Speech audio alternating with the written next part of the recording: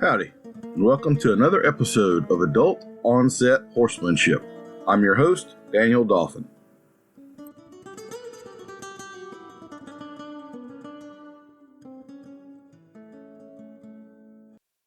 This is going to be part 2 of my conversation with Dave Duquette from Western Justice and Colton Woods as we discuss some of the pertinent matters of the day dealing with regulation and laws and trends within the horse industry that may or may not serve our interest well.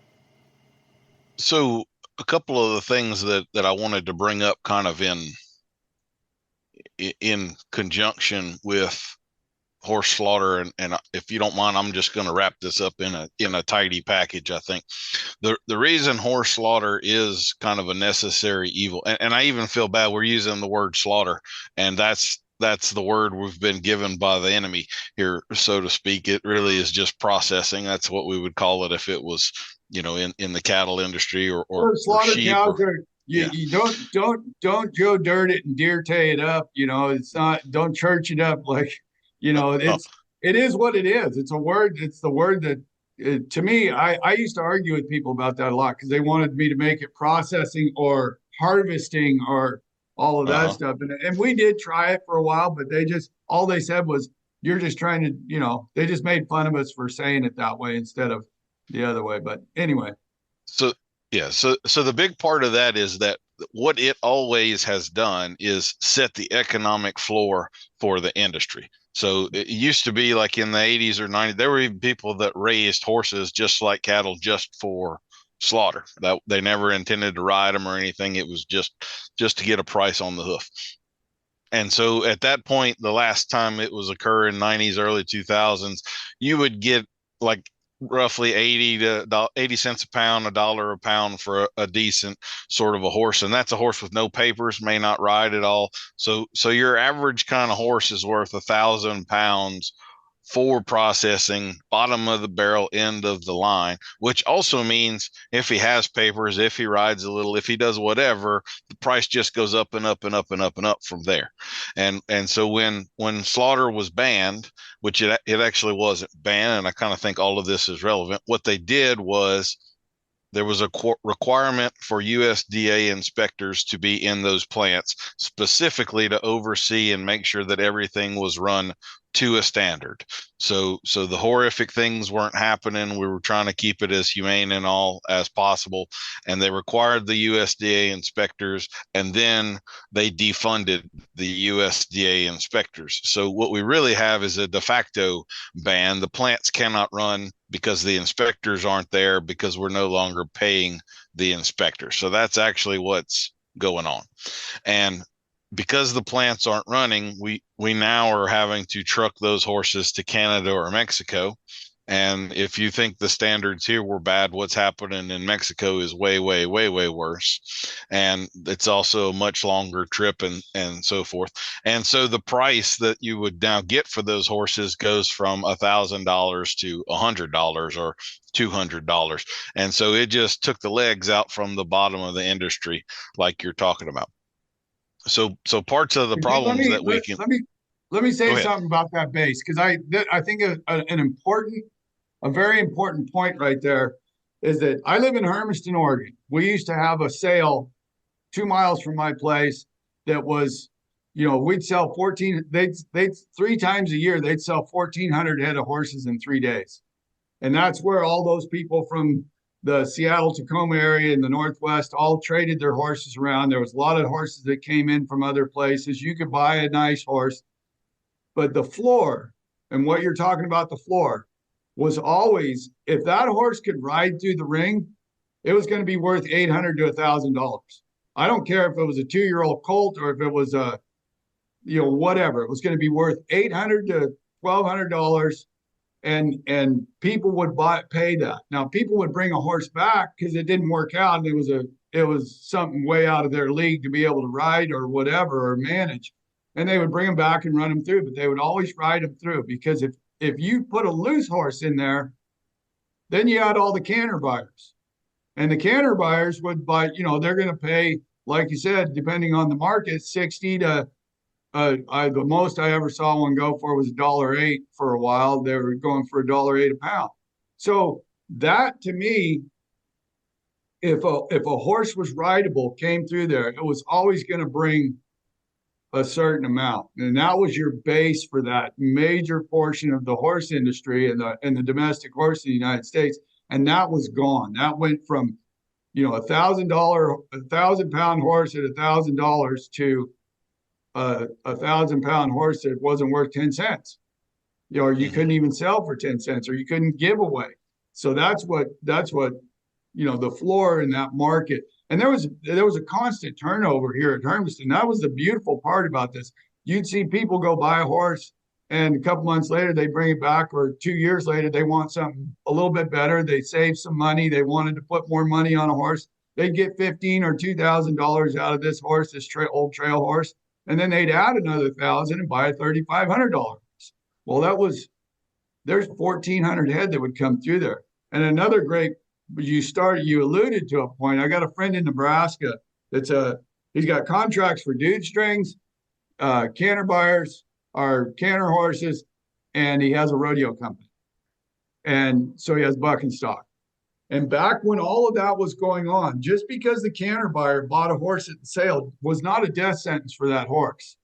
They would take him home. And back then there was so many young guys that wanted to break into the horse industry and cowboy and do all that. They had a bunch of young hard-ons. They'd take all them horses home that they've just bought at the sale, and they'd saddle them up and try to ride them, because they were worth a lot more money coming back, like you alluded to. If they came back as a rider at the next sale, they'd bring them that same horse back and be riding it because someone else was too scared to ride it or couldn't ride it and let it through the sale, and a canter buyer bought it. Well, this friend of mine in Nebraska, it's only been a few years since he called me, and I use this testifying to APHIS. It's been about 6 years, because it was during the Trump administration. But I talked to him about this guy that went and bought 27 head of geldings, loose geldings, at a sale in Nebraska. He brings them home. He still has those young cowboys there. They got on him and rode him, and he's got these dude strings that he's got to fulfill contracts for. And out of that 27 head, only 3 of those went to slaughter. Only 3 of them were no good for anything. They couldn't buck. They couldn't, or they didn't buck right, or they weren't what he needed for bucking strength. And then the dude strings, they weren't gentle, they wouldn't ride good, whatever. But he would make a lot more money on them if they went to the dude strings or to the bucking string, then he would, or make a pickup horse or whatever. So the whole thought that these guys are all evil that were there buying horses, it didn't used to be that way. It was like I said, the horse was worth a lot more alive than it was going to the plant. And one thing I want to jump in, you had mentioned 250 to 300,000. The highest numbers I've ever seen, we were usually between 90 and 110. The highest number I've ever seen going for processing in a year, I think, was about 130,000 head of horses. And so that's also at a time when we were 10.4 million horses in the U.S. So the entirety of what would go to slaughter was always about 1% or less. It was never. Those are the ones recorded by. Those are the ones recorded by USDA. Those are the ones. That's the sad part. Or that's one of the sad things to me. There's a lot of horses that go over the border as breeders. A lot of them, and the only reason I know that, and I'm not going to mention what group of horses, but you can probably guess. It's a group that doesn't like horse slaughter or comes out publicly. They send vans of horses across the border as breeders to Canada, and they have a 6-month withdrawal period. So they go to a nice place and sit there, and then they end up at the plant 6 months later. That's how their issue of too many horses gets dealt with and still maintain the anonymity and the great feeling that they're not doing it or they're against it. But The only reason I know that too, because I know the guy at the plant that receives them. So he told me, that's not a bullshit story, but I guarantee you it pisses a lot of those people off in that industry to know that I know that. So even taking that high number of 300,000, that would still have been less than 3% of the population at that point. And the only reason I bring this up is the analytical math side of me. We trade between 1% and 3% of the population trying to do good to save that 1% to 3%, good in air quotes. We lost 40%. And so for me, the math isn't mathing on there. This is one of those great example, unfortunate, but great examples of unintended consequences and how much worse things go. And again, the horses are still being slaughtered, just not in U.S. plants where we have more control of the processes and the quality and everything of what's actually happening to those horses. So now that we've talked a little bit about economics, I need to pay the bills on the podcast here. So our sponsor for this episode is the Community for Animal Rights and Ethics, CARE. CARE would like to remind you that animals are sentient beings with feelings and families. You wouldn't walk up to a stranger on the sidewalk and start touching their face, would you? Why would you walk up to and start petting a dog? Did that dog give you consent? Are you one of the enslavers who thinks that dogs can or should be service animals? How dare you? Did you know that veterinarians charge to give medical care to animals? Animal health care is a right too and should be free. At CARE, we don't really own or have any direct experience with animals, but we still know more than you. If only you could understand how badly it hurts our feelings on behalf of animals we've never spent any time around, you'd see the error of your ways. You're drinking milk forcibly taken from concentration camps called dairies. You're eating the muscles and connective tissues of beings who were murdered. Farmers are raping animals left and right and forcing those raped animals to carry and raise children whose only purpose is to be murdered for your consumption. Be virtuous like us. Stop the radical cycle of enslavement and murder. Eat quinoa and acorns, only after they've fallen off the tree, of course. We are the real stewards of all of the animals, not those farmers and ranchers who risk their lives in fires and floods or slog out into the cold winter and take out third mortgages during bad years so that they can keep the herd fed. Those guys don't know anything about the hearts of these kind animals. You should really think about sending us some money so we can control your food supply. If we had more money, we could also hire Sarah McLachlan to sing a sad song while we filled animals in horrible conditions rather than helping those animals. You mean exploiters. If we had enough money, we could ensure our master plans went through, like how wolves should be reintroduced into every state and all fences should be taken down forever. We're also going to go through with our second annual sleepover with the big cats in Denver. After last year's event, we lost our CEO, but he was proud to be dinner for the lions as nature intended. Karen, whose pronouns were Zer, would have been proud to know that her pink hair provided fiber to an entire pride and would have responsibly removed her septum rings if only she'd known they needed her for nourishment. Take solace that we've had a talk with these misunderstood beasts, and an animal communicator tells us that they promise not to eat anyone else at this year's sleepover with the big cats.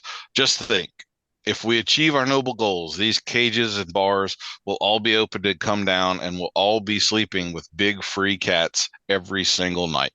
Go to your Venmo and show your support for the Community for Animal Rights and Ethics. All right, we've paid the bills on this one now.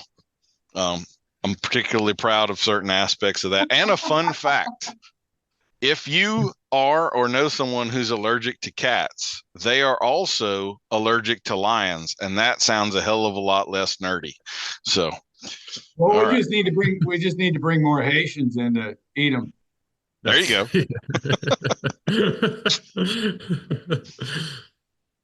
Okay.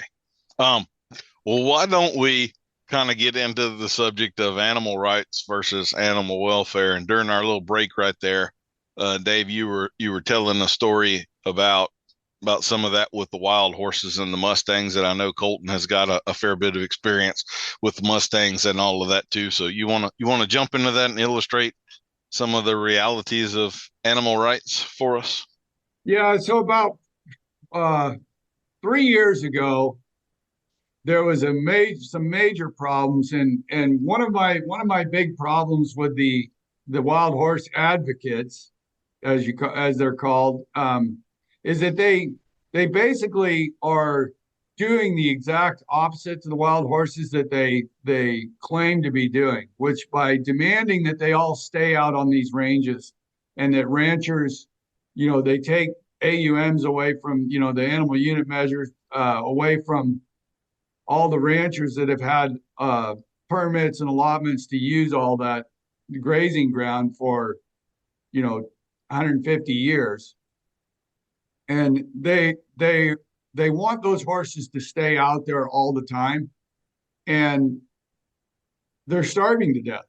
And then they go out and say no, they're not. They take pictures of them in the spring after the green grass hits, and it's amazing Colton, I don't know if you've seen this. If you've gotten any skinny BLM horses or horses that are light, and you put them on feed, they will eat every freaking stem, and they will eat everything they can. They're like a grizzly bear going to hibernate. They will actually balloon up faster than any horse you've ever been around. And it's in their metabolism to do that, because that's the way they're raised, and that's the only ones that survive out there.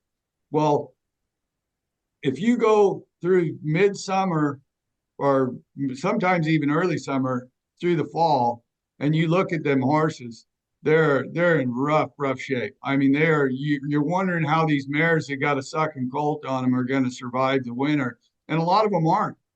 But the problem is, nobody wants to admit that there's a major population problem, and they'll try to say that there's not a population problem, or the rangeland can hold all these horses. I'll go back to Lewis and Clark going across those areas. You look at his journals. Lewis and Clark had to eat, his team, and he had quite a few people there, but they had to eat their own horses. So they had to eat their mode of transportation going across Southeast Oregon and Nevada and those areas, because there was no wildlife. Because without the ranchers that are out there, there's no water. There was no horses out there. And anybody that tells you that there was horses out there when Lewis and Clark went across there, they're just lying to you, and they're making up pipe dreams. There was no wildlife to eat at all when they went through there. And it's very well documented. And what we're seeing out there right now is death loss of just a grotesque magnitude. And as a horseman, I go out there, and when you have a wild horse that wouldn't get within 400 yards of you if it was healthy, and they'll come up to you and try to eat your shirt or drink out of a water bottle, that's pretty that's pretty scary to me. It's hard to take. You want to save all those horses as a horseman, but you can't. With the amount of horses that were out there, and it surprised me, because we've been able to gather a lot of these big units out there and actually clean up a lot. But at every turn, these advocates, these so-called BLM horse lovers, they sue the BLM or the federal government at every turn to try to stop a gather. And they were successful for quite a while. And that exacerbated the problem to where we had over 100,000 feral horses out there. And then you go down to the Navajo reservation, they've got 100,000 horses on the Navajo reservation, which it doesn't have the feed for that kind of, the plant base for that kind of amount of horses.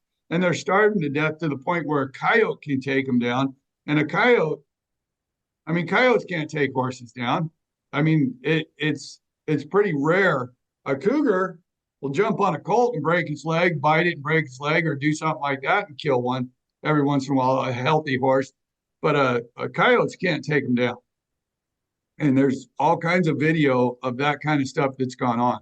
So we embarked on going out to tell this story. So we started doing a documentary, working on a documentary that we still don't have out, called Love to Death, because the advocates love those horses so much they're killing. You know, they love them to be out there and they're killing. And we went out, and part of our filming, one of the ranchers in Nevada told us, he goes, I know where there's some really skinny horses at this water source, and it's the only water source for 20 miles. So we went up there and looked at it, and there was just a grove on a side-by-side way up into this canyon, and set up next to this hole in the ground there was a cup of water there, and it was coming out of a side hill. And there was no vegetation at all there. And there's probably eight or 10 horses up there at that moment. And we go over there and look at this, and the horses that were there kicked off of the water hole or the water spot. And you went over there, and there was a cup of water there. I mean, it was no bigger than my hands and a cup of water. And there was a wet spot around it, probably 16, 18 inches at the time. So I went over there and I dug it out with a claw hammer, and this 3 or 4-year-old stud colt, younger stud colt, who was a rack of bones, and on the Heineke scale, he was probably a 1. I mean, ready to tip over. But he'd been getting beat off of that water by this gray stud that had a couple mares there that looked like hell too. But he was making hot laps trotting around us and waiting for us to move away from that water, because that gray stud had moved away and went over there. And he went over as soon as we backed off 8-10 feet with a camera on a tripod. He came over there and started drinking as much water as he could. And the only thing he was worried about was that gray stud coming over there. And that is, to me, the epitome of what's going on. They either have water or they don't have water, or they have feed and they don't have water, or they have no feed and no water, and they're just starving and dying. And it's happening all over. You can go find that kind of stuff everywhere in Nevada and Southeast Oregon. And if you go watch the trailer for Love to Death, because that's all we put out was a couple of little clips of it. There's 2 different videos that we put out on that stuff. But you go look at that and you'll see that stud horse, and you'll see how close he gets to us and what he does and how sad it is. And as a horseman, that's the saddest thing for me to see. I mean, you want to save them all, but you can't. I mean, there's just no way. And the only way those horses have a way better life when they get gathered and go get on feed and water, and they've got hair and all of that, and try to adopt them out. So hopefully programs like what Colton's doing with all these wild horses get a hold of them and make them into a useful animal. And you can, I'm sure Colton will say something about this, but you get a BLM horse and you get them broke and trusting of you. And I mean, they may not be talented or the kind of horse you're going to go show or do something with, but there's no nicer, kinder horse out there than a lot of these BLM horses. Once they realize where their bread's buttered and they have a lot better life. There's no more thankful horse to me than those horses. Yeah, I've found with these Mustangs, like we always joke in the initial, if we're gentling, we got 4 of them we just picked up last Saturday. We haven't had them week. And I was in there messing with them, and I always joke, I was like, just wait till you learn I got thumbs. Right. Like once they realize I got thumbs and I can itch them in places they can't reach, some of them just turn in their wild horse card. You know, they're like, hey, that's pretty good for me, man. And, you know, my saddle horse that I use to start, I've started hundreds of horses off of her back. She's a Mustang that I started, took one of those Mustang makeover deals. And is she the most athletic thing? Not necessarily. But damn, like I think one of the most valuable things with these Mustangs, particularly the ones that are born in the wild, been out for 2-3 years maybe out there, is they know what real pressure is. Like they know what real stress is in life. And not to say that we want our domesticated horses exposed to that per se, but they know what it's like to go 20 miles for water, to not have feed, to go through these stressful situations in life, and then they get into a domesticated environment And once they realize that we're not going to eat them, they quit running from it. Right. And they're like, okay, like they're really willing to kind of hand their hat over. And so I've been thankful. I mean, they're not that anybody should go get one. That's a big problem too. But at the same time, they're just damn good horses at the end of the day, and one of the things that, and this is going to be controversial, I'll say it anyway, since we're on the topic of Mustangs, that it's kind of irked me is I had a Mustang come in. A client sent this horse in a couple of months back, and it had a big knot in its neck. Okay. And I was like, what the hell's going on with this? And they had told me it had been sent to a trainer before it got to me. And so I was asking to make sure it wasn't an injury type thing. And I was like, well, once I can get it to the vet, let me take it into the vet. And took it into the vet. They x-rayed it. It was actually a microchip. And under my impression, most of those Mustangs that have been microchipped were going to long-term holding. And so this one might have just been en route to long-term holding and then got adopted. And so be it. And one of the things we're talking about, the baseline value of horses, is that some of these Mustangs are really nice animals. The 4 that we happen to pick up, I'm really damn excited about. I mean, they are just conformationally really, really nice horses. And I think it's a total kick in the balls for some of these Mustangs that be branded. They stick that brand on that horse's neck. And there's a group of people out there that support the Mustangs. And they're like, but the brand makes them cool. It makes them unique. It's how you know they're a Mustang. And I'm like, I'm all up for transparency. But if you look at the Western horse industry, whether it's calf rope and team rope and rodeo events, whatever, some of those people do not care whether a horse is registered or not. They want to have a really, really good horse. And to buy a great horse that is really good at its job, that horse is still worth good money, right? Mm-hmm. But you have a brand on that horse's neck that's like, I'm feral.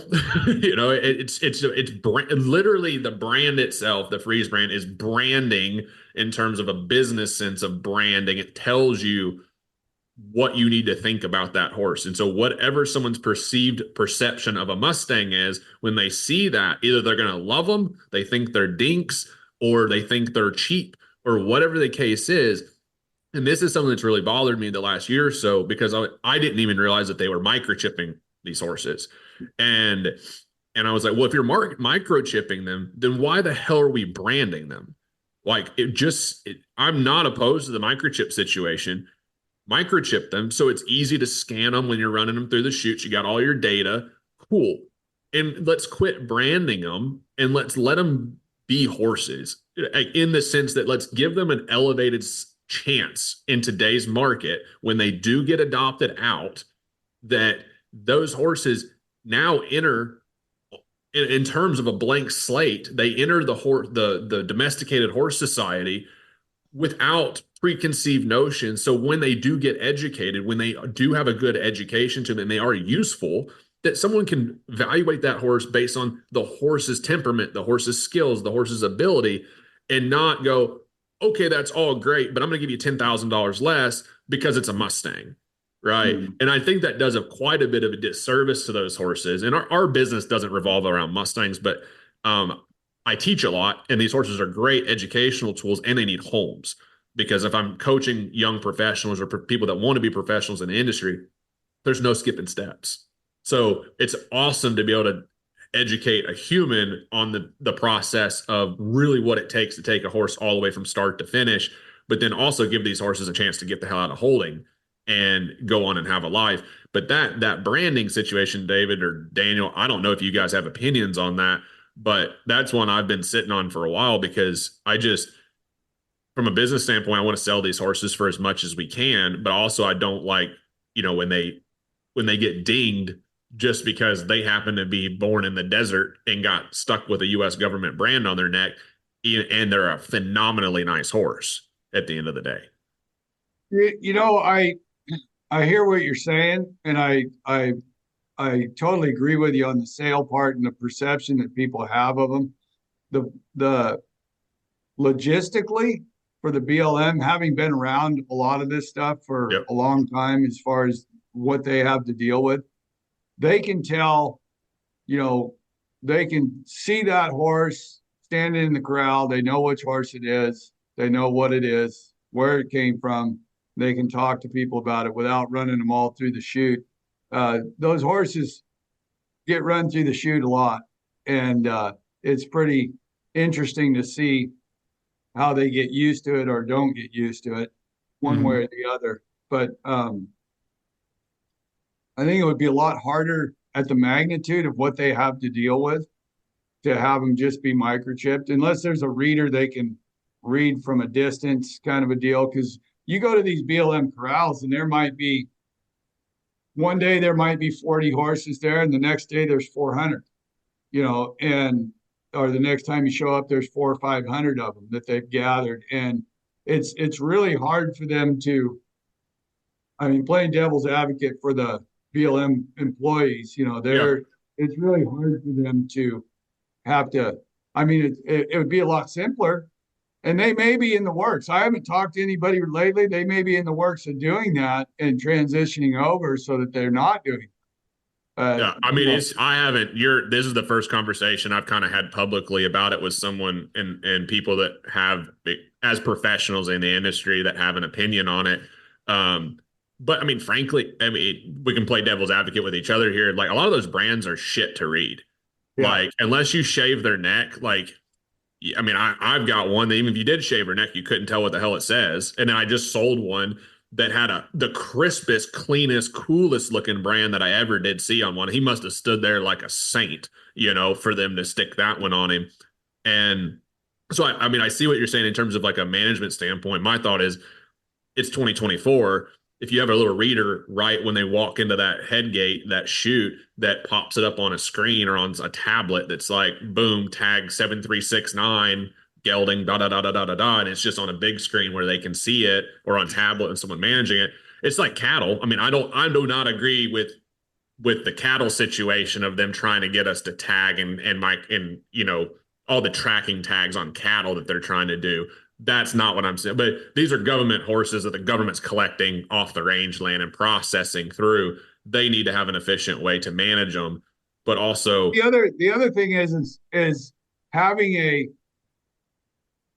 at a sale or at the sales, the brand inspectors can see a brand, but they can also, if they run the horses through the chute, we actually, it was interesting because a real popular thing we were trying to put together back in 2009 was called the Do Not Slaughter Registry. So we were going to put together a plan with microchips, and the iris scanning was just starting to come on. But every processing plant, but here we go back to that, but every processing plant has every horse that comes through there gets wanted for a chip. So they wand them and they check them for a chip. And if you had a reader on there, because BLM horses aren't supposed to be at the plant, right? They're not supposed to make it there. So if you had a chip in them and they come through there and read that, then somebody's going to get notified. And you're going to have a traceability of where that horse came from, where it was at, how it got there, kind of deal. But I think you're right. There should be something that they move towards, but I don't know, through the horse program, that's actually, again, if we get the correct administration in there, those are all things that can be brought up and try to get the BLM to start doing more of, if they're not already doing it. Like I said, I haven't talked to my buddy who runs the Oregon horse program. I haven't talked to him for a while. And that would be a good question for him, because he would know exactly whether they're transitioning towards that, or because I've never even heard of them being chipped, other than, that's a new thing for me. We went, like, I took that horse into the vet, and then this is a funny thing, right? Because it's in the top part of closer to the top line part of the horse's neck. And the vet tech takes the x-rays and goes, "It's a chip." And the vet's across the room. And he goes, "You idiot. It can't be a chip. That's the top of its neck. His neck, his actual spine's in the bottom of his neck." He goes, "Not that kind of chip." And the vet was thinking it was a bone chip, is what the vet tech was saying. And the vet was like, "You idiot. There can't be a bone chip." He's like, "No, a chip." And it was 8:30 in the morning. The kid hadn't had coffee. He couldn't spit microchip out of his mouth to save his life. And it sent me to Google it, right? Dr. Google, to go, which Mustangs are getting microchipped. And then there was a little thing on their website that was like the horses destined for long-term holding, which leads me to believe they're not probably having neck tags on them because they don't want them getting caught in something out there in a field or wherever they're in long-term holding, pastures, whatever the situation is. So they're already probably managing those horses off of a microchip, even though they've got a neck brand on them, because those horses are not adoptable at that point. They're just going to live their ears out of where they're at. And I mean, I just like solutions to problems, and this whole Mustang thing it can be taken care of, I think, fairly quickly if we can, like you said, get the right administration in, because I mean, as far as I'm concerned, they're grass-fed organic animals. And if we really wanted to do something about this and not let these horses just waste away in a holding facility, and we've got people on our streets, we've got veterans, we've got homeless people, we've got people that need hot meals. Go ahead, Daniel. Or just die out in a field somewhere without water because some animal rights wacko has sued us so that we can't actually do a damn thing with them, even save them in a lot of cases. I mean, we'd be actually incentivized to round them up so that we can keep them in good physical condition and then adopt. I mean, there's some really good Mustangs and there's some really not so good Mustangs, right? Mm-hmm. And it's just horses to be horses. And the really good ones, let's put them at the front of the line to get them adopted. And then the other ones, let's not let them just sit around and waste away with no purpose in life in a feedlot. And whether that's, and I think we should, honor their life in terms of, like, if that means going and processing them, harvesting them, slaughtering, what do you want to call it, and turning into hot meals at the soup kitchen for people that don't have anywhere to go, I'm totally cool with that, right? Like that at least doesn't mean that we're killing them and just burning them or burying them in a hole somewhere to rot. It's like, there's a solution also there.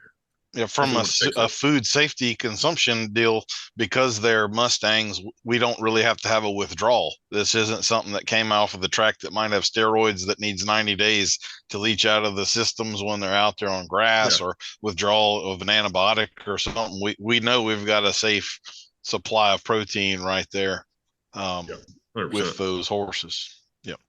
I just to move things along here, I wanted to kind of bring back to the economics and kind of the notion of conservation here and who the real drivers of conservation are. So one of my hobbies is falconry. One of the most successful conservation efforts in history is the saving of the peregrine falcons from DDT in the 70s. And that was run by falconers who are actually hunters, and they have successfully repopulated peregrine falcons in the U.S. and lobbied to get those particular chemicals, which were, causing essentially extinction of certain animals. We've also got a situation which is now resolved, but happened not that long ago, with an animal called the Schmidt horned oryx. And this is a large antelope native to Africa, particularly the Sahara desert region of Africa. They were actually listed as extinct in the wild about 20 years ago. And because they have a pretty unique set of horns on them, you would recognize them if you saw them. They had darted and moved some to Texas to put on some of these exotic game ranches.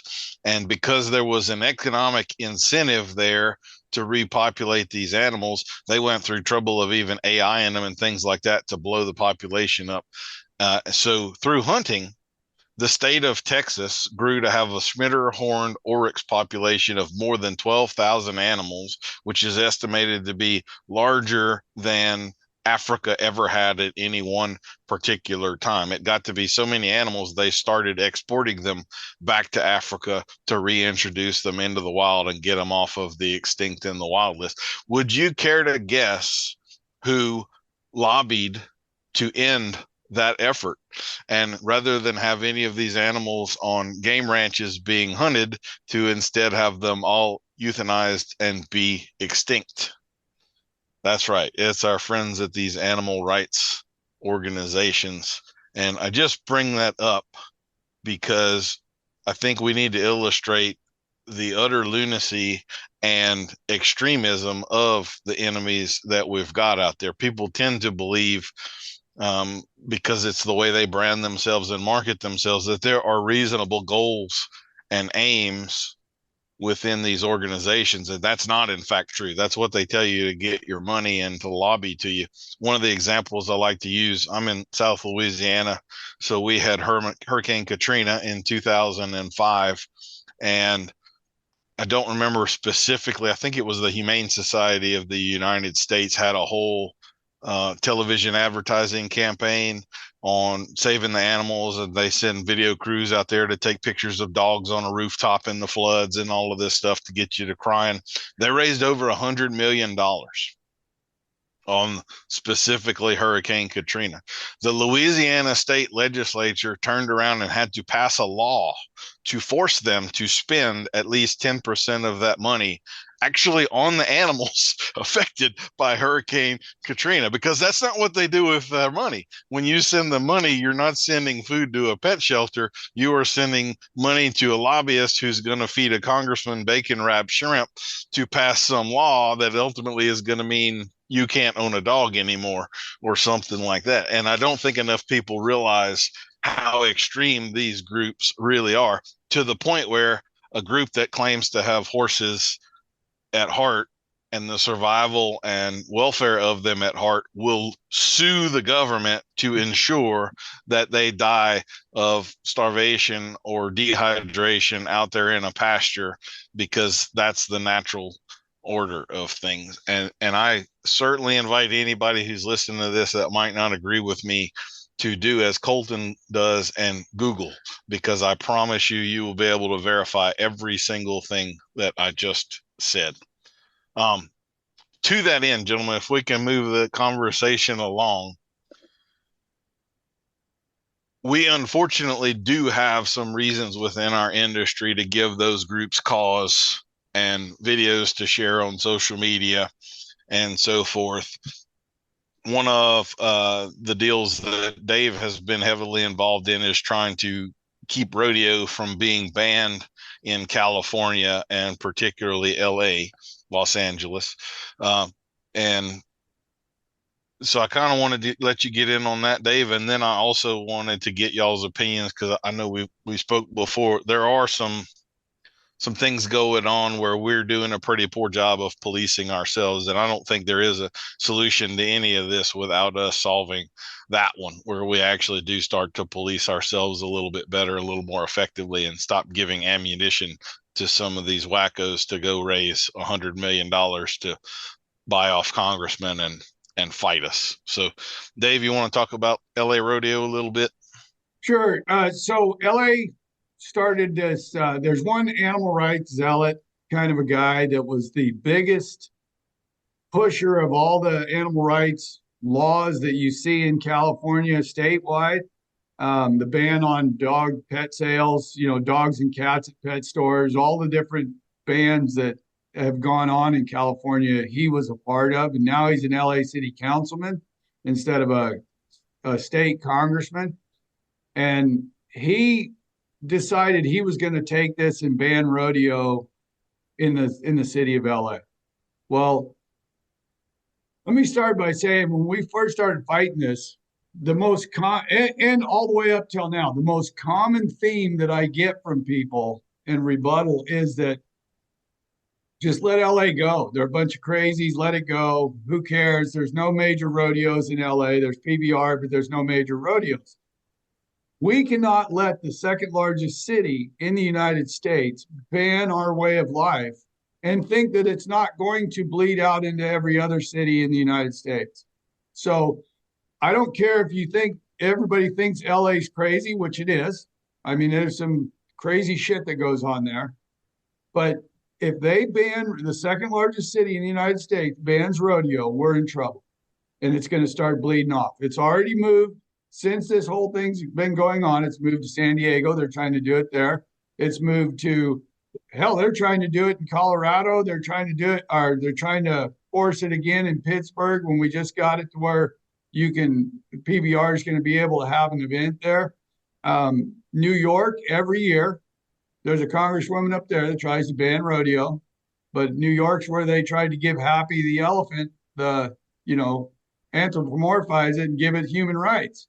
So, and be able to sue on behalf of Happy, but I'm not sure who the person is talking to Happy that said he wants to do that. But anyway, the LA fight's been going on. So we've been fighting that pretty hard. We started the Western Sports Industry Coalition, brought everybody together, historic coalition that the Western world has never seen before. All of these organizations that are part of this are all competing organizations. Everybody, from some of the major manufacturers like Prefert and American Hat and others that are part of this coalition. It's a very interesting thing because they're all competing, whether organizations or entities that make a product, they're all in competition with each other. And everybody's come together in solidarity on this to the point where they understand the greater good and the need for this. And they're very happy and, proud to be a part of this coalition. And we've spent real close to about $750,000 in the last 4 years fighting this in LA. Western Justice has collected the money. We pay the lobbyists, we pay the attorneys. We've worked on all this. We've done a great job. What a lot of people don't realize is if you look at this, I don't know if you can see that, but the four main groups on that coalition are PBR, the Charros, and PRCA and Western Justice.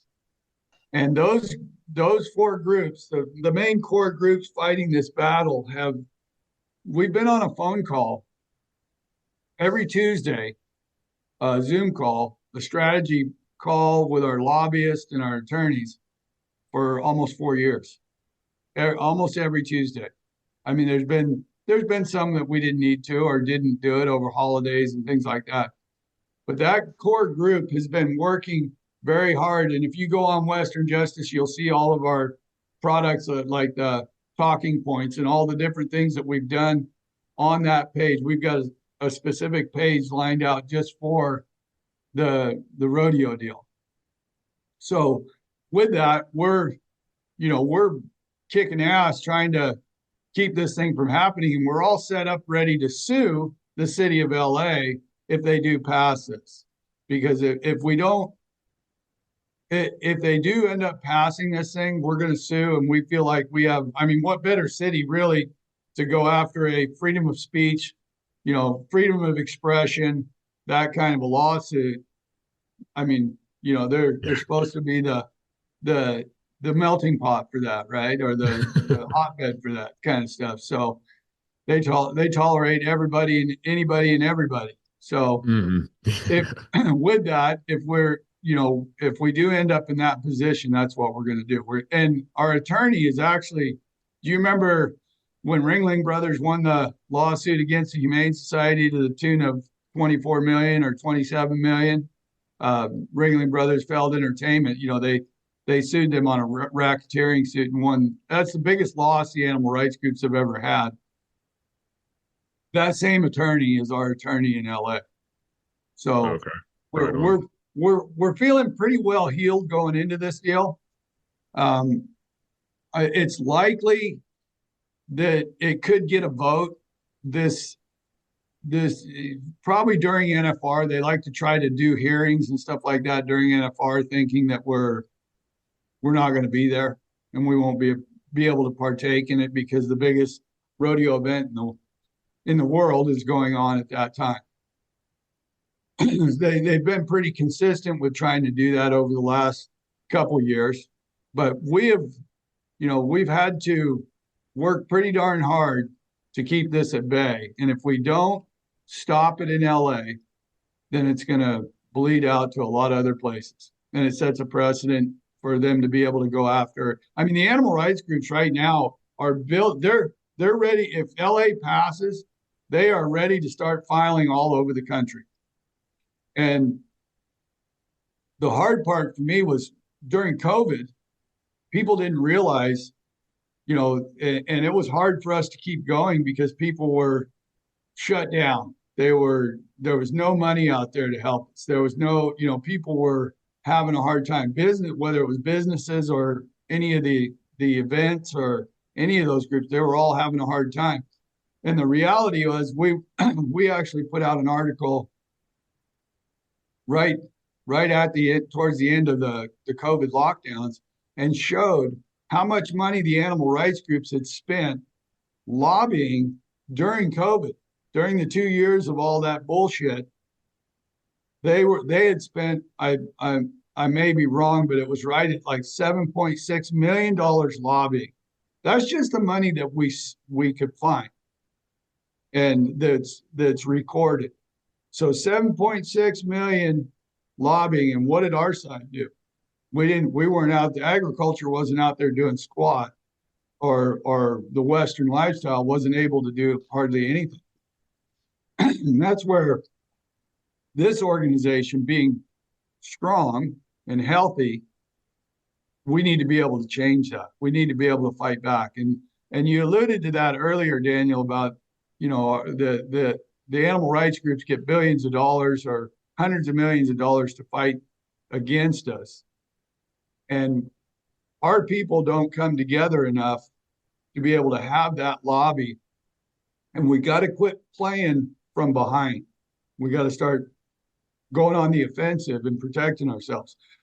And right now, the HPA, the Horse Protection Act, which I don't know if you want to segue into that now, but the Horse Protection Act, there's only one group that is exempted from the Horse Protection Act, and that's rodeo.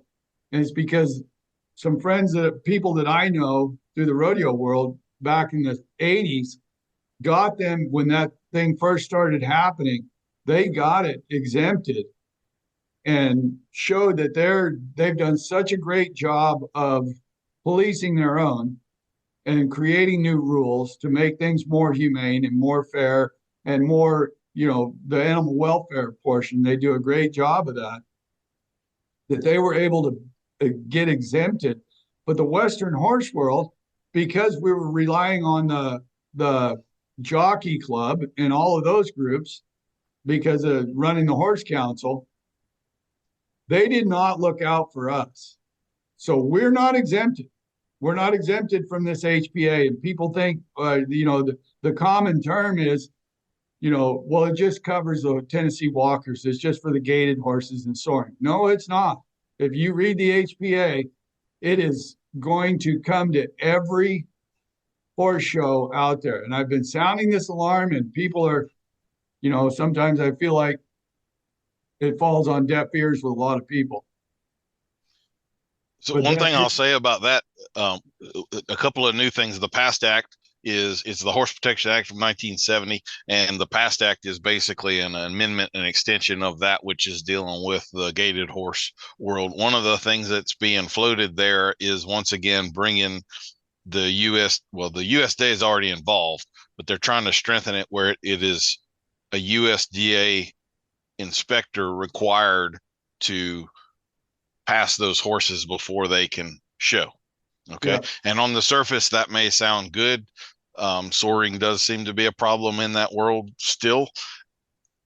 The problem with that is if that mechanism gets put into law, all they have to do is change one line, and now it's all horses, not gaited horses. And it's already changed, Daniel. It states all domestic horses in the United States are under that HPA. But I'm talking about the PAST Act specifically.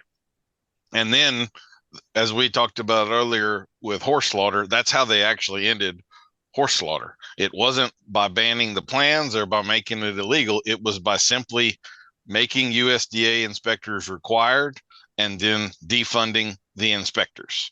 So if it becomes law that to run any horse show, rodeo, trail ride, whatever the event might be, you have to have USDA inspectors there. We are one simple amendment away from that ending entirely by having them defunded. And just, it doesn't even have to be a specific law.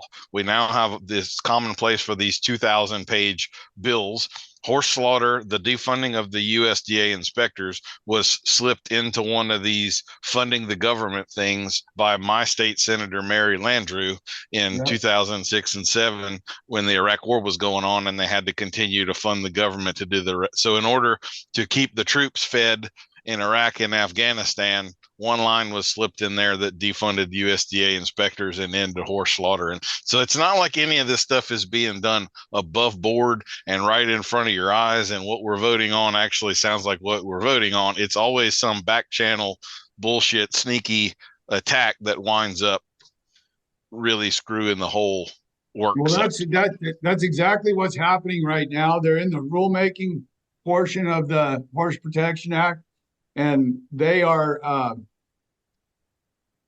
they had US, just as an example of this is going to bleed out into the rest of the horse industry. A friend of mine was just at the Morgan Nationals, or whatever they call their big horse show, and there was USDA inspectors there. And come February, from what we're gathering from our sources inside USDA, come February, the rule is going to be that every horse show and every event, livestock event like that, has to be registered with the USDA 30 days, at least 30 days prior to the event. And if they don't, the USDA can come out and shut down that show or that event. And that opens it up to where they have the choice of whether to send inspectors out there or not. Now, I'm working on stopping that from happening. And if we get a better administration in, we should be able to stop it from happening. But I don't know for sure, but I know it's a priority for some of the people that I know. And I can't divulge who they are or say anything about it. But the people that I know that are going to be in place are making that one of their top priorities right now because of us being able to push back and alert them to this situation. Come February 1st, it's supposed to be happening to where all horse shows will have to register with the USDA and register that horse show. And if they don't, they can come in. It doesn't matter if it's AQHA World Show or the NFR or wherever. They can come in and they can shut it down and stop the show. So if you don't register. So this is a crisis situation, just like in 2017 when I was still at Protect the Harvest, we blew up the whole ELD mandate deal. And it was amazing to me that the president of the AQHA had never even heard of it, had never even heard that this ELD mandate was happening. The commissioner of the NRHA, the National Reining Horse Association, was on the board or on the committee at Horse Council, the show committee. He was the chairman of the committee, and it's still, I think it may still be on the website of the American Horse Council. One of their findings on the ELD mandate in 2017 was that, and what they said was they did a survey of all their members, and as a result of the survey, they were going to inform people how to comply with the ELD mandate. They were not going to seek, and they said specifically in that paragraph that they weren't going to seek exemptions for the horse industry. And I blew that up, and everybody went nuts, and the American Horse Council tried to backtrack, but it was right there in writing, and that turned out now we got a livestock exemption on that, and we had to put a lot of work into that. And luckily, so I was involved in that deal too, the ELD mandate and all that stuff on when I was with the Louisiana Equine Council, and a lot of people don't realize how damaging that was going to be. It was going to at least make it $1,000 a year more expensive, and then add a whole lot of headache and stuff onto it. And then you might have had to split some trips into 2-day trips by law and things like that. And that's exactly the kind of backhanded stuff that they're coming at us with. I would also say, like we were talking earlier about kind of the integrity of all of this stuff. I really think the American Horse Council and the AQHA and some of these groups that are supposed to be representing us, they're utterly guilty of being asleep at the wheel on things like this. The American Horse Council has a policy which I think is utterly ridiculous. They've got 20 members on their board or something like that, and unless they have a unanimous vote to do something, then they don't act. So if one person decides, I don't want to handle this hot potato, they're out. They will not have an official policy or step in or do anything like that. And we're in war right now. This is kind of that idea of oh, we might offend someone. Someone won't like us if we actually have a backbone and stand up here. And they have sold us completely down the river as far as I'm concerned. And there's plenty of animosity toward them that is completely deserved. And I'm sure other organizations as well. Here's one of the other things that I kind of feel is a big an unintended consequence that's going to come about. Dave, you and I have definitely been involved in the industry long enough where the term serviceably sound would have been around, and that kind of seems to have disappeared. So Colton, I'm actually going to ask you, I don't know if that's something that you may be just on the edge of too young to have been around, or if you have come across it, but it used to be kind of a time-honored thing that when you had this old performance horse that had been down the road and now he's 22 and maybe he's got a little navicular, a little of this or whatever, and he's not 100% anymore, that became the kid's horse, the lesson horse. He wasn't going to be high performance, but he's been there, he's done that, he's going to teach the next generation. And it was really a time-honored thing and kind of a badge of honor to be that type of a horse. And now we have this movement under the guise of ethics where, you know, if this horse isn't 100%, now you got to shit can him. You can't do anything with him. You can't put a video on social media because people are going to come in and start harpooning you for riding something that's lame when they don't have any idea of the context of what's going on and all of this stuff. And I think that is contributing greatly to the demise of the industry here, and also taking a group of horses that we owe a responsibility to. And again, with that idea of cutting the economic floor out from underneath them, and they become neglected instead of loved and well cared for, and so forth. So Colton, I just want to throw it to you, and I don't mean this with any condescension or anything. You are 31, so I don't know what you've seen versus what I've seen. So I'm gonna throw that to you. Yeah, you know, I mean, the term itself, I mean, it has been on the radar probably the last 24 months, just as far as the actual verbiage of serviceably sound, right? Because it hasn't been a term that's been thrown around a whole hell of a lot in general. That being said, the principle of the matter, right, of looking at a horse that has some wear and tear, has a lot of miles, and is that horse still useful and have a place, right, to where that horse has a point of value, so that way someone can continue to take care of that horse and provide that horse with a good life and those sorts of things. Because the reality is that how many people can just afford to have a bunch of pasture pets versus having a horse that maybe is a little lame or something like that, but the horse still has a job. And it's funny you brought this up, because I bought a horse as a 2-year-old from a good friend. They bought it from a really well-renowned ranch, and I bought this horse to be my next bridle horse, to go down the cow horse route, be a saddle horse, those types of things. And I went to just lightly get her started, and like a week into work, she just in groundwork, just ramping work, just off. I'm like, that's weird. You know, a little short in the toe, let her grow out. She'd been pounding feet on a big ranch, you know, so do that, get some good foot on her. And this process goes on for a while. I kind of realized, like, okay, we got some work to do. End up shooting x-rays. She apparently at some point had whacked her knee on something, and she had a bone spur in her knee. And so basically she'd get into a little bit of work, it'd get inflamed, she'd show up lame. Okay, we did injections. She's a 4-year-old now. Like, haven't really been able to start her, because every time I start working with her, she shows up lame. And that particular horse, if you keep her at a walk jog, she's fine. right?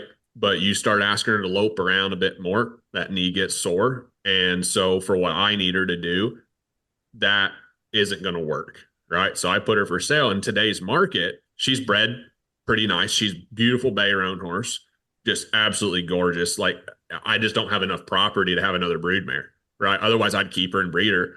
But in today's market, the biggest value that I could have for that mare is as a broodmare. But the people that are actually, they're coming to pick her up next week that bought her, they paid a fair market price. They stole her for how nice of a horse she is. But their thing was, hey, could we still ride her? Could we walk, gather cows on her, jog her a little bit? They're like, it's not hard, rough country. She'd just have to walk, jog a little bit, and then she'd have a baby each year. And could she needs to at least be able to help us go gather cows. And that serviceably sound portion. She doesn't have to be a performance horse. She doesn't have to do, they're not gonna, he goes, we might drag baby calves on her. He goes, we're not gonna rope yearlings on her or anything like that. She doesn't, it's not hard physical work, but she has to be serviceably sound to a certain degree. Right. And that in itself, fortunately, with that particular mare, I told him, like, hey, I think she'll be just fine at that, with a light job. And she's going to get to go up to the corner of Idaho, Nevada, Utah, up in there where they ranch. And that, like, they've sent, I'm excited for that horse. Like, she's going to have a light job, and she's going to have some purpose, and she's going to be able to have some babies for him and stuff like that. Otherwise, if I get so caught up on, oh my gosh, no way, you can't take this horse, like this horse has a bum knee and she can't go off and have a job, and I let my emotions get wrapped up on the fact, then I hold down what's the future of that horse, right? Like, what ends up happening for that horse? Because this is a business. I can't just keep her around to keep feeding her hay as a 4-year-old, and she's got to go somewhere. And so I think that as the younger perspective on the serviceably sound, I think it takes just a little bit of common freaking sense to understand that we don't want our horses to be in pain and those types of things. And we can adjust the horse's job to fit what they are capable of doing. And too much of anything is a bad thing, right? So if you have that 24-year-old horse, maybe that horse is only going to get rode twice a week, very lightly. You start riding him 4 days a week, that horse is going to be too much. Then just adjust. But like, let that horse have some purpose. So that way, I think with that purpose comes the ability that people will take good care of those horses, and they don't just chuck them out on a mountain on the East Coast and be like, cool, like just turn you loose or tie you to somebody else's horse trailer at the sale barn. And that's not doing any good service by those horses. I've got we have a 17-year-old gelding here that's won probably over 50 plus thousand.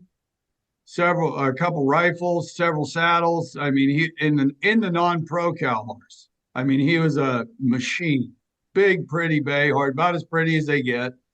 And he's here for the duration, but he is not sound. I mean, you can't go show him anymore. And it just came on. We don't know. It's a collateral ligament issue in his front end. So it's not something that we can go put any pressure on him with. But he can go trot people around, and people can learn a little bit on him. Not a lot, because we don't let anybody turn him around. I mean, the horse had a +1 turnaround. So, we're not going to go say, hey, go turn this horse around, because he will try, and so that kind of stuff. I mean, and there's another one coming back to a client of mine that's 21 years old. And he's coming back because she won't sell him, but she just leased him out to this lady to go ride. And he couldn't go do the show horse deal anymore, just like Colton was talking about. You go pound on him or get him pounding the ground a bunch and doing all the cow work and all that stuff, and he's going to get sore. But to just go trot around for somebody, he's a great horse. You just go trot around, lope around a little bit, and do little trail riding, that kind of stuff. He's a great horse. Well, that gal had to move, so he's coming back to her. But he takes maintenance. I call it maintenance. Serviceably sound. If you got to maintain one, you do some maintenance on them. It's just like us old people. I can't get away with with not having some supplements or some specific maintenance to deal with my aging body, So I still work out every day. I do, all kinds of stuff that most guys my age don't do, but it's because I take care of myself. And I'm certain what I was in my 20s and 30s, hell no. But I'm still serviceably sound. I can still go do stuff. I used to think I could pick up anything that wasn't tied down, but I can't do that anymore. But I just know what my limits are. And it's the same thing you got to do with horses. There's a lot of great horses out there that love their job. That bay horse I was talking about, if you go pull the other horse out of the pasture where he's out there trotting around yelling at everybody, screaming, wanting to come out because he wants to go get rode. He's only happy when he's standing in the arena with everybody else and getting rode. So the next thing I wanted to jump on here is sort of the topic. We've talked about some of the exterior enemies, and now I want to talk about some of the interior enemies. And sometimes we are our own worst enemy, because there are situations where we give the general public actual cause to worry about what the hell we're doing over here. And I think we have done a pretty poor job, certain sectors more so than others, but in general, we have done a pretty poor job of policing ourselves. You both had written recently on the USDF, and I guess I'll let y'all just take that and kind of talk about the new situation there. But I do have a few other examples I wanted to touch on as well. So I guess, Dave, you wrote the original article, and Colton, you kind of added some thoughts to that. So Dave, I'll let you start off, and then Colton, you chunk your hat in. Well, when I first read that article of what USEF is doing by allowing anonymous sources basically to tell on somebody, I think about, the first thing I think is, oh God, what could go wrong, right? It's people telling on people that are doing something that they consider to be inhumane to a horse. Well, and then they're going to go send investigators out there to go deal with this. For one, I think USEF is the probably one of the dumbest smart people groups there is in the horse industry. And to think that they're going to be able to afford to go do what they're going to, the can of worms are opening up. And mind you, USEF represents 3 to 5% of the horse world. The domestic horses in the United States. I mean, if you went off the 10 million number, then it's 3%. But if you go off the 600,000 number, it's 6%. So, but the problem is, I've seen this happen in the rodeo world with some of these laws that they've passed in these towns, where the animal rights groups will go out and pick somebody that they're going to target that has animals at home, maybe nothing wrong at all, and they'll go target them and start calling the authorities on it. So if you think that by setting a precedent, by putting this law out there, if these people are that ignorant to believe that they're going to be able to quell that sort of a mentality with these animal rights groups, they have no clue what they're talking about. These people are going to, when they put this out there, especially publicly, they're going, okay, come on. They're inviting those animal rights groups people to go to somebody's house, take some pictures from the road, and go and make a complaint. And then they're going to get, let me go back here. So a prime example was yesterday, one of my gals that works for us, that checks all our comments and stuff like that. She was on one of the pages where this gal kept trolling all the different shares that we did on that article. So she was trolling and putting this deal on there that this is a good thing and it should be done and blah, blah, blah. And it's all great. So what my gal did was she put up a deal about Gary Dassinger up there in South Dakota. That we did a movie when I was at Protect the Harvest called The Dog Lover. We did actual movie about that whole situation. And that was a group of veterinarians that went in there and falsified humane issues on a dog kennel to get rid of this guy because they were pissed off at him. So that was a professional veterinarian that went in and did that. And they're saying, this gal was talking about how, well, if they send a vet out there, who wouldn't want a vet to go out to their house and check on their animals for free? It's like, that's not the way it's going to be. And it's going to end up being a problem for everybody. I mean, this is such a can of worms that these people did not even contemplate what's going to happen. And I mean, they've got no voice of reason. And most of these groups like that, like the USEF, have a bunch of businessmen that are running those, or people that are in business, corporate type people or things like that, that they're very wealthy, so they get put on the board. They really have no OJT, of the horse industry or what's going on. They only know it from that higher level. They don't know what happens in the real world. They're too busy running a business to pay attention to what's happening with all these animal rights groups and what they're doing. And, hence that's why Western justice is out there and needs to be out there. But they don't have the common sense to know that they're opening up a huge can of worms there that's going to cause problems, not just for their 3 to 6%, but for the whole horse industry. Colton, you got any thoughts on self-policing and things we could do better or need to do, or where we're failing? Well, I think the number one thing we don't need is more organizational oversight in terms of telling us how we need to be doing it. And I think that part's really clear, because a lot of the things that I've shared through TikTok videos or YouTube videos and stuff like that is very much saying, hey, I've poked really hard at some of the issues to the point that it's made things pretty sore and it's made some people mad. And they're like, well, what are you saying? Or do you think that in more people, there needs to be more oversight? Because like Europeans have like British Horse Society, right? And China has really latched onto that as well, to follow that model. And big organization oversight, big government is not high on my priority list by any stretch of the imagination.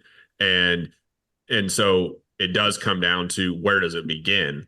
Right. And my big thought is, within our industry, it starts with the professionals, because we're leading the front, right? We're the ones setting the example for the non-pros, for the amateurs, for the recreational riders. And then overall having a little bit of that culture of, we expect more of each other. We have more information at our fingertips than we've ever had before in terms of how to do things better. And so the whole idea that, I've been pretty loud spoken on not putting out things that are going to give the other side ammunition. And people then take that and go, so you believe that keeping it closed behind closed doors? And not, I'm like, no, I don't believe in handing the enemy bolts to shoot me with this. How that also means that we need to deal with the issues that are in front of us, and how do we actually overcome those things. And so when it comes to that self-policing side of things, I really do believe that it's a culture shift a little bit, and expecting more of each other and upholding that standard. And that sounds really kind of romantic to a certain extent, because it's like, well, then how do we shift the tide that way? But we have to look at common ground. And having spent the first part of my horse training career was training English horses, and it was hunters, jumpers, and dressage horses, because that we were in Lexington, Kentucky, and that was the market that was wanting to send horses. They're paying the bills. The Western horses what kept me sane. We moved down here for the cow horse side of the industry for my own personal enjoyment. And when we look at that side of things, like when I shared Western Justice Post last night, the one thing I was like, that the USEF is really big on through this new rule of basically anonymous sources being able to make these claims. And this is going to, my wife was like, I talked about this because I was really considering, because there's some stuff that I don't like about the English word. I was like, you know what? My wife has a really nice jumping bred horse. I was like, I'm going to go show them the jumpers. Right. Like, I'm just going to go stick it to them and just go do it, because I'm competitive that way. And this was about the same time that Safe Sport was popping up. Right. And I don't teach non-pros and amateurs and that sort of thing. But this is the same fucking principle, in my opinion, in with the way safe sport works. And safe sport, the thing we have to I understand is that has been in the Olympics as a thing to make sure everything stays safe as it should for a long time. But the difficulty that we've seen within the English communities, particularly through SEF, is that you're guilty until you're proven innocent, and they will seize your business when the allegation comes in, whether you're guilty or not, which completely goes against everything this country was built on, which is you're innocent until you're proven guilty. And when they've built, and that's what I'm real like, that's the concern with this particular rule, is that people can just come in, make allegations, and then even if you're innocent, they have already crucified you because they have cancel culture. So you will reap, like, you will absolutely, your business will be tarnished as a professional, because it doesn't matter. They're going to drag your ass through the mud so hard and so fast that you're screwed. And that's the big thing I think people have to look at within this overall dynamic. And Dan, you were mentioning this earlier, right? Which is that both you and David and Dan were talking about the fact that the way that they're going about getting control in our industry, right, is about putting these USDA inspectors in these potential. And I think that it's horsemanship, horse training, life is about patterns. They've already played this game and they've been successful at it, right? So when you guys were talking about that, and in my brain, I'm like, it's just a pattern. And I hope that whoever's listening to this lets the weight of that settle in really quickly, and really, like, because it's dark and it's heavy, because they've already run the playbook and they've won, because they had the USDA inspectors in the horse slaughter facilities, and then they defunded them. And guess what? We were talking about this before the podcast started. This election is going to go one of two ways, and one side of that coin is all about defunding some stuff, right? That is exactly what they will do. And if they're going to put USDA inspectors in our horse shows or any type of event, a horse sale, and all they have to do is pull funding, they've already done it. They've already done it. And so between the cancel culture side of things and the fact that the playbook's already been run and there's teeing it up for the next phase of it, I think I wanted to bring that point up, because sometimes it seems like a lack of urgency in the horse industry. Like people start hearing this stuff, but then they're like, oh, well, yeah, okay, that's good. David and Western Justice are out doing it, so we're going to be fine. And it's like, fucking hell, guys.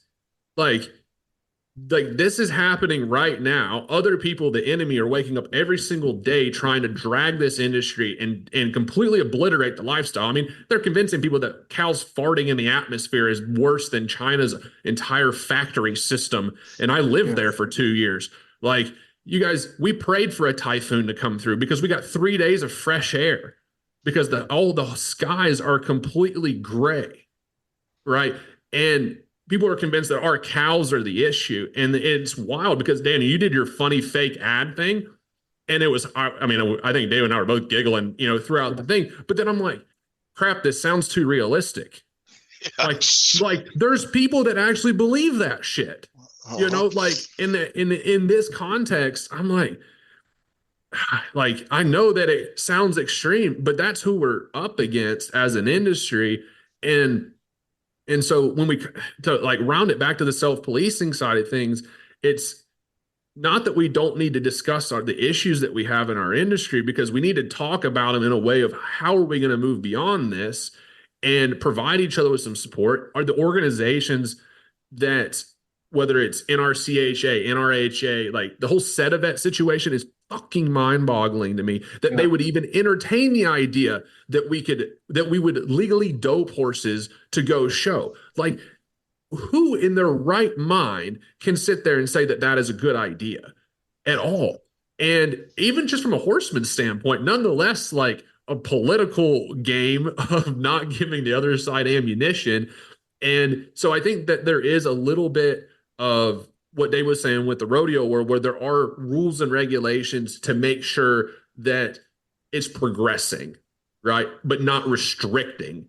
And I think that perhaps that angle on it, we have to understand that whether it's in any of these discipline organizations per se are actually making rules and regulations for the progression of the sport, so that way, not to restrict people on too much, right? But to set the horses up for success and set the people up for success. And that's a hard fine line to ride, because then people are saying you're talking about more oversight. And it's like there probably are certain things that shouldn't be done. And if we make those certain things against the rule book, right, then we're in good territory. Right. We're not out here necessarily telling people how to train horses, but we are certainly telling you shouldn't be drugging your horse to give him a show pin. Right. And I think most of us should be able to agree on that. And you look at certain stupid situations, and for example, in the English world, right, that you can use certain products that are calming supplements, but you can't use certain products like CBD for those horses. Right. But if you watch the chain of command where the money goes, the people, the reason certain products are allowed in those organizations is because the people on the board have stakes in those companies. And it's like, just follow the money versus, and it's in that sort of stuff, we have to weed the trash out, drain the swamp, weed the trash out, get rid of those certain things, because that's another big issue. So I won't open that can of worms, but, no. I think we lack leadership, which is part of why I brought David and Western Justice onto this one. There are too many people who are only concerned with their self-interest, and in the industry there are not nearly enough people who feel a stewardship or a responsibility for the future of the industry, and I think that is ultimately the problem. And I mean, one of the deals I've had a pretty big problem with is Gunner in the reining world. He may be the greatest stallion of all time, but he's also passing on deafness, and we know that he is, and there's got to be a talk about that. And ultimately, look, I believe, Colton, it's your deal. If you want to breed your mare to this horse knowing that there's a risk and you're going to accept the consequences, then this is American. I think you should totally be allowed to do that. But I also think there's an ethical aspect to that where we have some consideration. Is this really the best thing for the industry, or is this giving us a black eye in public? And I'm using Colton as an example. He's not tying in that. I hope that's obvious. I like cow horses. I'm not breeding no Gunner. Yeah. Well, it's okay. I'm also realizing this is a podcast, and so you can't see the facial expressions and all that kind of stuff necessarily. So I want to wipe your slate clean there. But we got some things going on in rodeo. That I just wrote an article about this, the starfish position around the third barrel. That shit needs to go away. I mean, that's ridiculous and absurd, and it's not justifiable. Junior Noguera going out there and giving himself a concussion by slapping his head on the horse's sacrum every time, and his mouth is gapped open like this, and all that shit is ridiculous, and it needs to go away. It does nothing but give us all a black eye and give actual ammunition to the other side. And I don't know exactly how we solve it, but we need to get the word out there a lot more and get people more aware that there is a fight going on, and we're a lot closer to the end of it than most of you realize. This is not a Chicken Little situation. This is the writing is on the wall, and y'all need to turn around and look at the damn wall and see the writing kind of a situation. The hard part, I think the hardest part, Daniel, is that the hardest part's always been for me is, and I alluded to this earlier, but being able to get people to understand what's going on without giving away everything we're doing is the hardest thing, because there's so much that goes on. That PACT Act that Trump passed, there was a provision in there for a while that we got out through in a way that I can't even I can't explain to the general public, but it was a very, let's put it this way. President Trump saw it and understood what it was. But this one provision that was in there at one point said that you couldn't weigh more than 10% of the animal's body weight that you were riding. Mm-hmm. And at that point, I was still weighing 235. That would put me on a 2,300-pound draft horse. And you can sure as hell bet I'd be riding a side-by-side of a four-wheeler instead of a draft horse to go gather or dirt bike or something.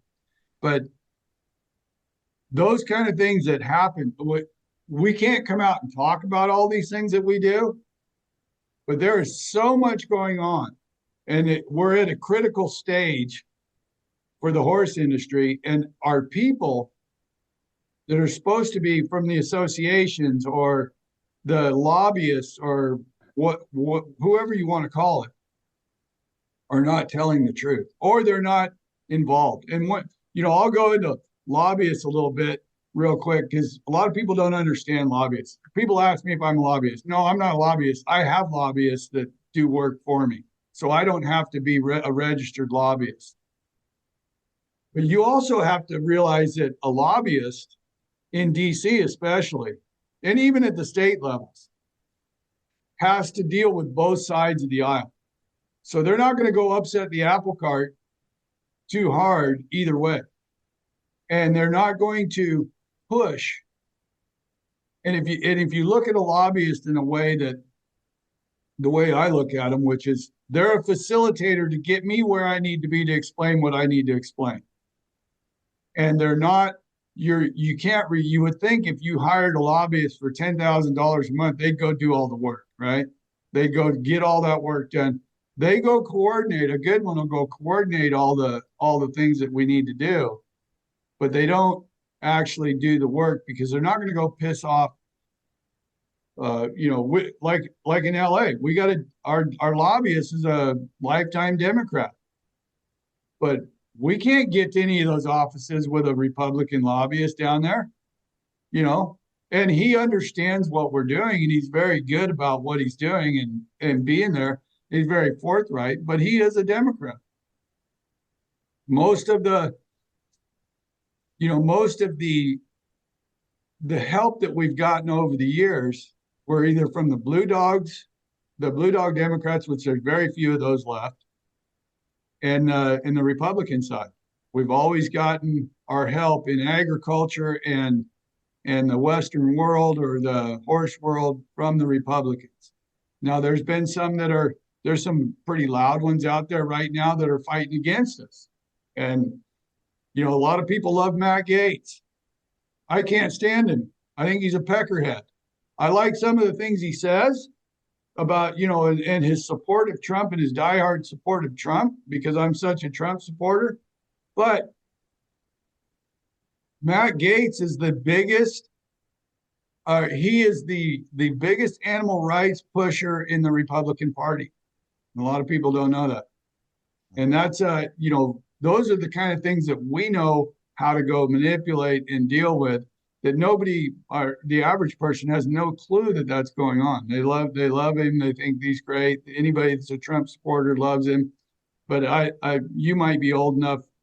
I'm sure Colton never saw him, but the old Kibbles and Bits commercials where there was the bulldog walking, trotting down the road, and the little Jack Russell or Chihuahua that was running around him was doing all the talking and jumping over the top of him and all that stuff. That's what I call Matt Gaetz. He's that little Chihuahua, and Trump's the bulldog, and he's like that little mouthy Chihuahua that runs around him and use him for protection. But those are the kind of things that we have to deal with, and the horse industry needs to realize there's a lot of sausage making that goes on, and a lot of things that happen behind the scenes that we never can talk about.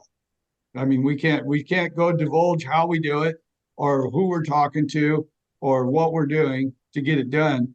But because of where we've aligned ourselves with all these politicians over the years, I don't have to do a lot in DC. What I do is I make a phone call because I'll know somebody, some congressman or senator on a committee where something foul's going through, and they can either hang it up or get things changed for us. And that's how we do it. So there's a lot of that kind of stuff that nobody ever sees, nobody's ever going to hear about, that we have to do. And the complacency of the average person in the horse industry, complacency kills, right? So we have to quit being complacent. And if they don't want to worry about it, help us be the ones to worry about it. Become a member. I don't care if I had, you know, 30, 40,000 people at the minimum $25 membership, we'd have plenty of money. I'd have the staff to be regulating everything going from different states and be able to stay on top of that stuff instead of worrying about people calling me at the last minute and then us having to play from a defensive end, not an offensive end. So that's a huge deal for me. One thing I do want to make clear here too, we kind of are playing a little bit of the devil's advocate with this. None of us are assholes that want to see horses get abused. I spend my life teaching about bits and better ways to use those kinds of things. And there's plenty of stuff I see at the Olympics and all that turns my stomach. But the solution to that is education and teaching people better ways, and what you're seeing is really this and it's not that, because we have a lot of dogma out there that's incorrect but gets passed on nonetheless. It isn't a case where some law is going to solve any of these problems. And I also want to say that, you know, I guess I have the dubious distinction of having been in this long enough now where my beard is gray and all of that. And over 3 decades, it's gotten way, way, way better.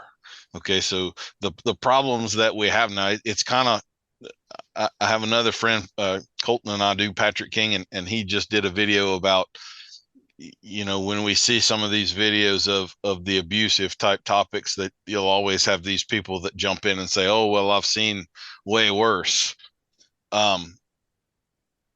I don't think that's something to just be dismissive about. The fact is, the cases of air quotes abuse that we see now are 1/10 of what they were 40 years ago. And it's not to excuse that there is still abuse. There always will be. You're always going to have that one bad apple that's going to do something that they shouldn't. That exists in plumbers, that exists in doctors, that there's always going to be some level where 3% of the people just won't do shit right or whatever. But the cases that we see in both how bad it is and how frequent the cases come across, they are so much better than what it would have been years and years and years ago. One of the things the clinicians are bad about, and I kind of hate this, is they tend to make themselves sound better by talking about how bad it is, and they give these examples of a horse being snubbed to a post or 3 days without water. That shit doesn't exist anymore. It hasn't existed for a long time. They're talking about common practices of 50 years ago as though that still exists right now. And again, I'm not going to say you can't find some guy in the backwoods of Idaho doing that, but as far as common practice across the industry, all of that stuff has been gone for a long, long time. Like the real cases of abuse that you see now are almost always abuse via neglect. It comes more down to that economic factor of the horse that they can't afford and can't get rid of, and thus it gets tied to a trailer at a sale barn or turned loose in a national park or starves to death in the back 40. And again, in that case, through the lawsuits of the animal rights and all, the U.S. government owns way more starving horses than the private horse population of the United States does. The only difference is nobody goes to jail when they have horses that are a body condition score 1 versus if I do. Another side of that, I have a good friend, lives 15 miles from me here, and his place happens to be at one of these roundabouts that has a lot of traffic at it. And he kind of has the habit of picking up a horse that's in really bad shape and bringing it to his place and feeding him up, and 3 or 4 months later, and then he'll swap that one up. He constantly has the animal control sent out there to his place, and they have to respond to the call, but they know exactly who he is. They know exactly what he's doing. But you have some well-meaning person that drives by. He's got a skinny horse in the corral. It's visible from the road right there. And he is in a constant state of having to deal with that stuff, just like we're talking about the USEF and the anonymous callers and all of that stuff. So even people that are trying to do things exactly correctly are still going to be accused of this stuff in the world that we live in right now. We've been doing this quite a while, guys. I don't know if y'all have to go. I'm satisfied with where we have gotten to. If there's any particular point either of you want to hit on, something that you've been wanting to get off your chest or whatever, I'll give you the opportunity, and then we'll wrap this up. I think I'm good. I think we got quite a bit covered. If somebody listens to this whole thing, they're going to be probably on the road doing it, but I think they'll get the gist of it. But we're at a crisis stage, and I know people say this a lot, and I've tried to ring the bell for years and years, but it's apathy kills us. So we need to, complacency and apathy is what's going to kill us. And like you alluded to earlier, I think Colton actually alluded to that, where people are out there going, oh, Dave and Western Justice, they're out there, they're going to take care of this. But the big thing is we need help. We can't afford this. I mean, look at what happened to Protect the Harvest. I mean, Protect the Harvest is gone. It had Lucas Oil money behind it. It's gone because of lack of funding. And nobody else was helping fund it. So they were doing it all on their own. And now with the new generation coming in, that's a really good point to make too. There's these people that have been doing this stuff. I'm trying to build Western Justice to where it goes way past me. I'll be dead and gone. Somebody else like Colton will be taking over, and it'll keep going and keep the same process going, the same mentality. We're the only ones actually out there doing the hard work and holding people accountable to it. All these other organizations are out there, and they do the placating, and they do the politically correct thing or whatever it is. There's nobody else out there doing the hard work. And that's one of the reasons I left Protect the Harvest in 2020, was because Protect the Harvest was because the next generation was coming in. They didn't like it. They didn't like what I did as far as how much we actually fought, litigated, did all the, got the Hammond's pardon, got all these kind of things done. They didn't like that. The son didn't like that. So he wanted to become an educational group. I'm a high school educated Marine. I'm a fighter. I'm not an educator.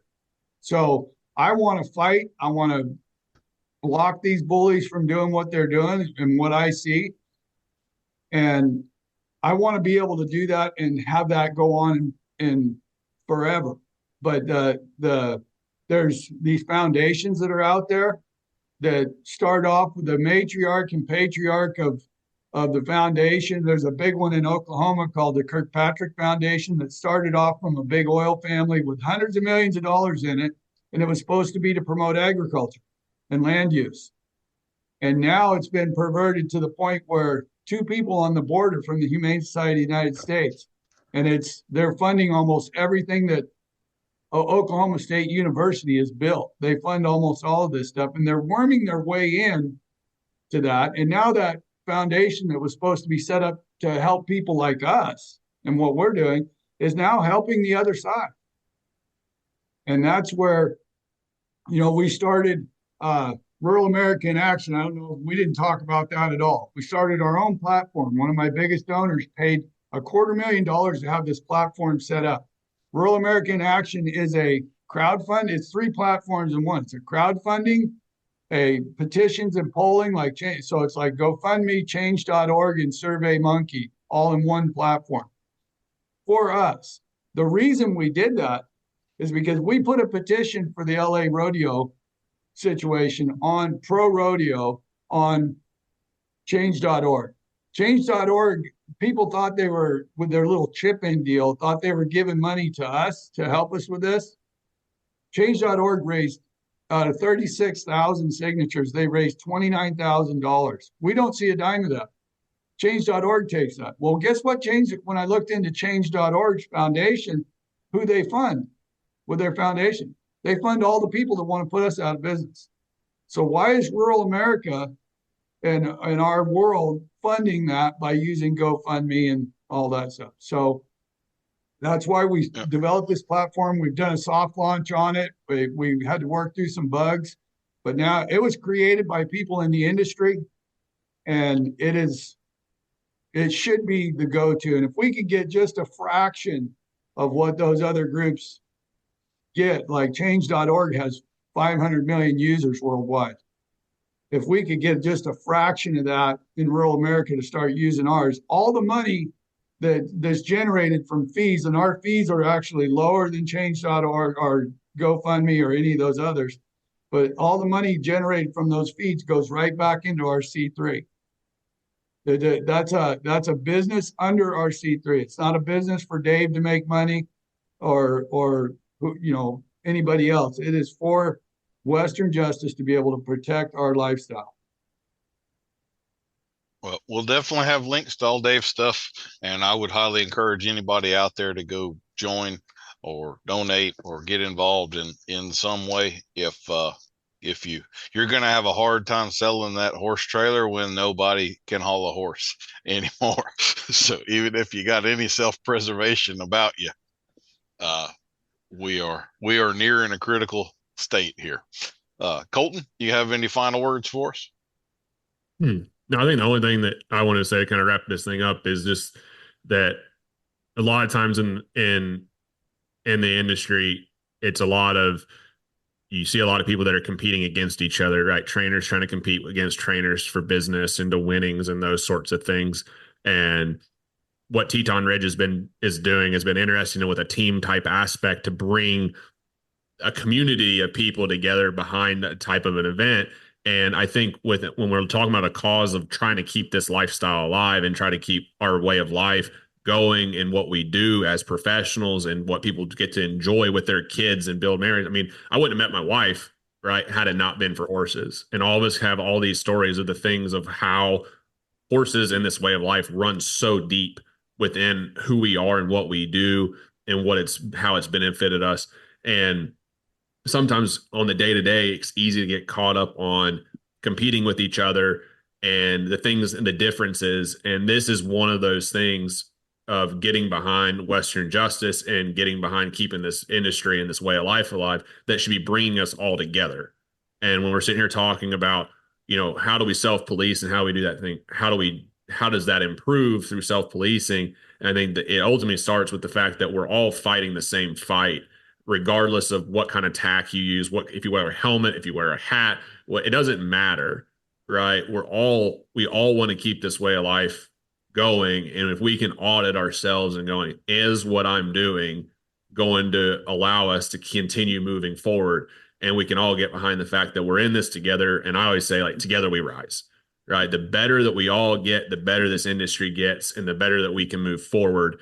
And sometimes we got to stop for a little bit and stop trying to cut each other's throats. And it's like all good to go compete, right? It's all good to have that competitive spirit because that does make us better, right? As an industry, as when we are competing, but then we have to have that community aspect of realizing that, very much in a way, how this country came together after 9/11.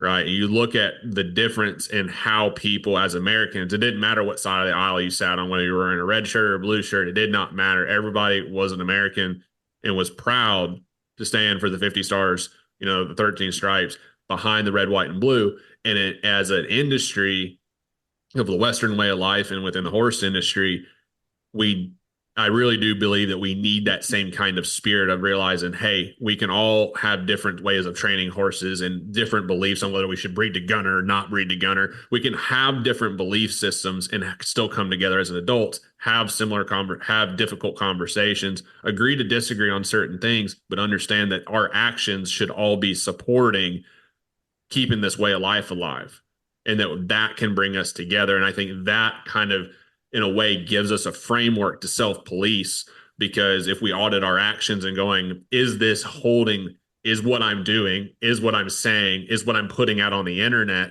actually potentially hurting our way of life, or the potential for our way of life to continue, it's a pretty easy filter to run that through. And if it's like, yeah, I don't know that that's the best thing in mind, then maybe not do it anymore. Right. And then we're progressing, and then we're moving forward. And, it's one of those things that there's a lot of power to Dave's point here with Western Justice, of looking at how many people are involved in the Western way of life. And I think there's so many ways to skin this cat, and going, hey, is it a $10 a month, a $25 a month donation that you're able to commit to, or something as simple as like, hey, every time you sell a horse, or every time you do something within your business, if you're a professional, can you allocate $5, $10, $25 to go towards that fund, right? And it's almost in a way, you do a self-imposed tax, right? And going, hey, like when this industry gives back to me, I give back in a way that this way of life can continue. And I think that if we could get some kind of framework like that in place, and it starts with people going, I'm going to make that commitment.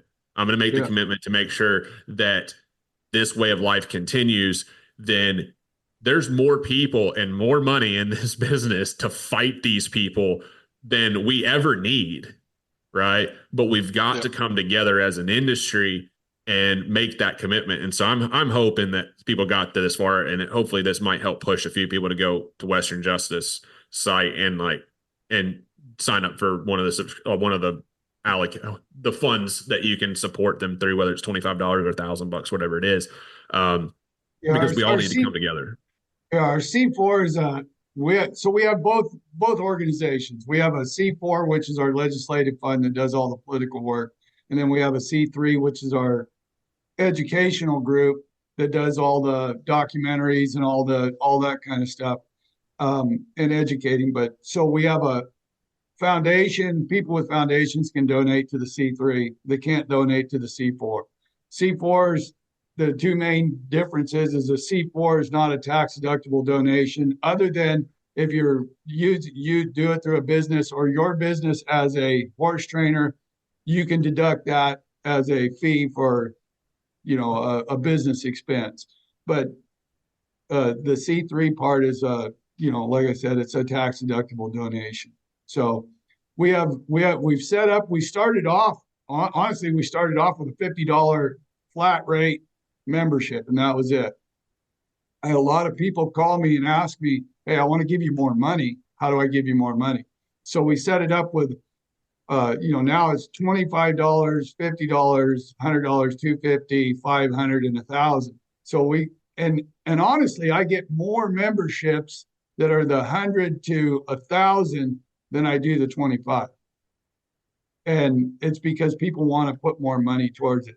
There's no difference in memberships, because all of our money goes towards the projects and the causes that we're working on, and we're very tight about it. Anybody can go look at our 990s and see what we do. We've got a 4-year track record now, since 2020 when we started. So we spend our money wisely, and it's very there's a very high rate of as far as nonprofits go, we should be on GuideStar. We should start getting up in the top of that here as they start looking at us.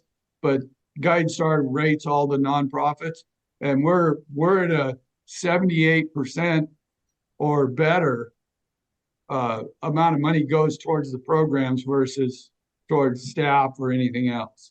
So that's pretty high, because most nonprofits are down in the 20s. Well, gentlemen, I want to thank and commend both of you for coming on here and having a conversation that you're absolutely guaranteed to get some shit over. I know those are never conversations that are easy to have, and I hope the aftermath for you is more positive than negative, and I hope that that maybe we do bring some awareness or institute some change. A few people will think better of it, or whatever, then maybe we'll be able to save this thing. We'll see you next week for another episode of Adult Onset Horsemanship. I've been your host, Daniel Dolphin.